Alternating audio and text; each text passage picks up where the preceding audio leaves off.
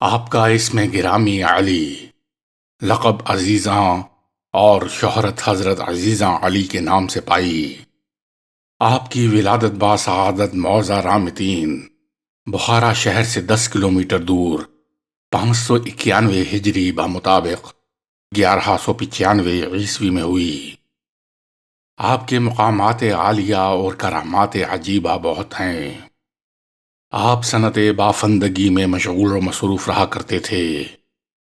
مولانا جامی رحمۃ اللہ علیہ اپنی شہرائے آفاق کتاب نفحات الانس میں تحریر فرماتے ہیں، میں نے بعض اکابر سے یوں سنا ہے کہ حضرت مولانا روم مست بادہ قیوم آپ کی طرف ایک شعر میں یوں اشارہ فرماتے ہیں کہ علم حال اگر علم قال سے بہتر نہ ہوتا تو سرداران بخارا خواجہ نساج بافندہ کے غلام کب بنتے۔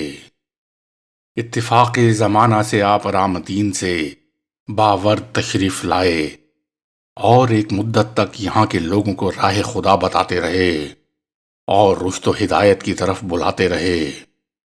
بعد ازاں خوارزم شہر میں آپ مقیم ہو گئے اور حسب معمول ہدایت خلق اور مجاہدے میں مشغول رہے۔ خوارزم میں لا تعداد لوگ آپ کے سلسلے میں داخل ہو کر فائز یاب ہوئے۔ آپ حضرت خواجہ محمود الخیر فغنوی رحمۃ اللہ علیہ کے خلفائے کبار میں سے ہیں۔ جب حضرت خواجہ محمود الخیر کا آخر وقت قریب آ پہنچا تو انہوں نے اپنی خلافت اور جمیع اصحاب آپ کے سپرد کر دیے۔ آپ حضرت خضر علیہ السلام کے صحبت دار تھے اور انہی کے اشارے سے ہی حضرت خواجہ محمود فغنوی کے مرید باصفا بنے۔ جب آپ باورد شہر سے خوارزم میں تشریف لا کر مقیم ہو گئے تو خوارزم میں داخلے سے پہلے جب آپ شہر کی فصیل تک پہنچے تو باہر ہی رک گئے اور 2 درویشوں کو حکام خوارزم کے پاس یہ پیغام دے کر بھیجا، فقیر آپ کے شہر کے دروازے پر آیا ہے اور یہاں قیام کا ارادہ رکھتا ہے۔ اگر آپ کی کوئی مصلحت مانے نہ ہو تو شہر میں داخل ہو جائے ورنہ واپس چلا جائے۔ آپ نے درویشوں کو یہ سمجھا دیا تھا کہ اگر حاکم خوارزم اجازت دے تو اس سے اس بارے میں تحریر حاصل کر لیں اور اس پر مہر بھی ثبت کرائیں۔ جب حاکم شہر اور اس کے مصاحبوں نے ان درویشوں کی درخواست سنی تو ہنسنے لگے کہ کیسے سادہ لوح لوگ ہیں، تاہم حاکم نے تحریری اجازت نامہ لکھ کر اپنی مہر ثبت کر دی۔ اب آپ شہر میں داخل ہوئے اور ایک گوشے میں درویشوں کے ساتھ عبادت و ریاضت میں مصروف ہو گئے۔ آپ کا معمول تھا کہ ہر روز صبح 2 مزدوروں کو تلاش کر کے اپنے ساتھ لاتے اور گھر آ کر انہیں فرماتے کہ وضو کرو، ظہر اور عصر کی نماز ہمارے ساتھ ادا کرو اور ذکر میں مصروف ہو جاؤ، شام کو تمہیں تمہاری پوری مزدوری مل جائے گی۔ مزدور اسے آسان کام سمجھتے ہوئے بہت خوش ہو کر ان کی ہدایات کی تعمیل کرتے۔ اس ایک دن کی صحبت کا اثر ان مزدوروں پر ایسا پڑتا کہ وہ شیخ کے بغیر بلائے حاضری پر مجبور ہو جاتے۔ اس طرح آہستہ آہستہ آپ کا حلقہ وسیع تر ہونے لگا اور ایک وقت ایسا آیا کہ لوگوں کا ہجوم آپ کے در دولت پر حاضر رہنے لگا۔ ان میں شہر کے بااثر افراد بھی تھے۔ حاکم خوارزم کو جب اس صورتحال کا علم ہوا تو اسے خدشہ لاحق ہوا کہ شیخ کے اثر و رسوخ اور مقبولیت سے حکومت کے خلاف فساد نہ اٹھ کھڑا ہو۔ اس خیال کے تحت وہ حضرت کو شہر بدر کرنے کے درپائے ہوا۔ آپ نے ان دونوں درویشوں کو اجازت نامہ ماں مہر دے کر اس کے پاس بھیجا کہ ہم تمہاری اجازت سے اس شہر میں داخل ہوئے ہیں، اگر تم بدعہدی کرنا چاہتے ہو تو ہم چلے جاتے ہیں۔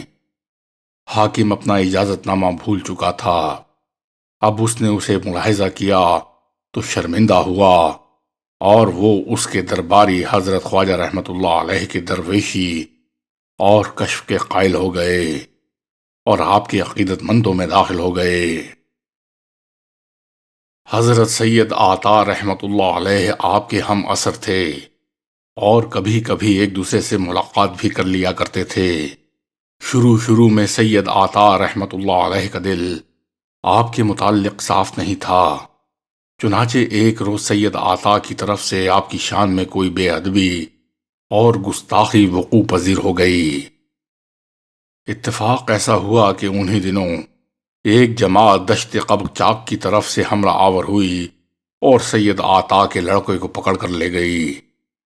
سید عطا کو خیال آیا کہ یہ حادثہ اس بے ادبی کے نتیجے میں ظہور پذیر ہوا ہے۔ فوراً آ کر معذرت کی اور آپ کی اپنے ہاں دعوت کی، جسے آپ نے قبول فرما لیا۔ آپ ان کی دعوت پر تشریف لے گئے۔ دعوت میں بڑے بڑے علماء اور مشاہیر تھے۔ آپ اس روز نہایت خوش و خرم اور عالم کیفیت میں تھے۔ جب خادم نے دسترخوان بچھایا اور نمکدان لایا تو آپ نے ارشاد فرمایا کہ علی، حضرت نے اپنے آپ کو مخاطب کیا، اس وقت تک اپنی انگلی نمک پر نہ رکھے گا اور نہ ہاتھ کھانے کی طرف بڑھائے گا جب تک کہ سید عطا کا لڑکا دسترخوان پر حاضر نہ ہو جائے۔ یہ کہہ کر آپ نے تھوڑی دیر سکوت فرمایا تو اچانک لڑکا دروازے سے اندر داخل ہوا۔ مجلس میں یک بارگی شور بلند ہوا اور سب کے سب حیران رہ گئے۔ لڑکے سے اس کے آنے کی کیفیت دریافت کی گئی تو اس نے بتایا کہ میں اس سے زیادہ کچھ نہیں جانتا، کہ ابھی میں کچھ ترکوں کی قید میں تھا اور وہ مجھے اپنے ملک لے جا رہے تھے، لیکن اب دیکھ رہا ہوں کہ آپ سب کے سامنے حاضر ہوں۔ اہل مجلس کو یقین ہو گیا کہ یہ خواجہ رام الدینی کا تصرف ہے۔ سب کے سب آپ کے پاؤں پر گر پڑے اور مرید ہو گئے۔ ایک روز آپ کے ہاں ایک عزیز مہمان آ گیا۔ گھر میں کھانے کے لیے کوئی چیز نہ تھی۔ آپ پریشان ہو کر گھر سے نکلے۔ اچانک آپ کا ایک معتقد طعام فروش لڑکا کھانے کی بھری ہوئی دیگ سر پر اٹھائے ہوئے آ پہنچا۔ اس نے عرض کی کہ حضور، میں نے یہ کھانا آپ کے خادموں کے لیے تیار کیا ہے، امیدوار شرف قبولیت ہوں۔ آپ کو اس لڑکے کی یہ خدمت بہت پسند آئی۔ جب مہمان کھانا کھا چکے تو اس لڑکے کو بلا کر فرمایا، ہم تیری اس خدمت سے بہت خوش ہیں، اب تیری جو مراد ہے ہم سے بلا دھڑک مانگ، انشاءاللہ تعالی پوری ہو جائے گی۔ لڑکا بہت زیرک اور دانا تھا، بولا کہ میں چاہتا ہوں کہ خواجہ عزیزاں علی رامتینی بن جاؤں۔ آپ نے ارشاد فرمایا، یہ تو نہایت مشکل ہے، اس قدر بھاری بوجھ اٹھانے کی تجھ میں طاقت نہیں ہے۔ لڑکے نے عرض کی، میری مراد تو پھر یہی ہے، اس کی سوا کوئی آرزو نہیں ہے۔ آپ نے ارشاد فرمایا کہ بالکل اسی طرح ہو جائے گا، اور اس کا ہاتھ پکڑ کر جلوت سے خلوت خاص میں لے گئے، اس پر توجہ ڈالی، اور وہ لڑکا تھوڑی دیر میں صورت و سیرت میں آپ کی طرح کا بن گیا۔ اس کے بعد وہ تقریباً 40 روز زندہ رہا اور پھر داعی اجل کو لبیک کہا۔ آپ رحمت اللہ علیہ کے 2 صاحبزادے تھے، ایک خواجہ محمد جو خواجہ خرد کے نام سے مشہور تھے، کیونکہ آپ کے اصحاب آپ کو خواجہ بزرگ کہا کرتے تھے، اور خواجہ محمد کو خواجہ خرد۔ دوسرے خواجہ ابراہیم تھے جو خواجہ محمد سے چھوٹے تھے۔ جب آپ کا زمانہ وفات قریب آیا تو آپ نے خواجہ ابراہیم کو اجازت و خلافت عطا فرمائی۔ بعض مریدوں کے دل میں خیال آیا کہ بڑے صاحبزادے کی موجودگی میں جو عالم و عارف ہیں، چھوٹے کو کیوں کر خلیفہ بنایا گیا؟ آپ نے ان کے خطرے پر آگاہ ہو کر فرمایا کہ خواجہ خرد ہمارے پاس زیادہ دیر تک زندہ نہیں رہیں گے، بلکہ جلد ہی ہمارے پاس پہنچ جائیں گے۔ چنانچہ ایسے ہی وقوع پذیر ہوا۔ آپ کی رحلت کے 19 روز بعد خواجہ خرد رحمت اللہ علیہ نے وفات پائی، جبکہ خواجہ ابراہیم نے 793 ہجری میں وفات پائی۔ آپ نے ایک مختصر رسالہ محبوب العارفین وسیلۃ الطالبین تصنیف فرمایا۔ جس میں سلوک و تصوف کی راہ کے مسافروں کے لیے 10 شرطیں تحریر و تجویز فرمائیں، جن کا خلاصہ کچھ یوں ہے: طہارت، خاموشی، خلوت و گوشۂ نشینی، روزہ، ذکر، نگہداشت خاطر، راضی با رضا و توکل، صحبت صالحین، شب بیداری اور لقمہ کی حفاظت۔ آپ رحمت اللہ علیہ سے کچھ منظوم کلام بھی منسوب ہے۔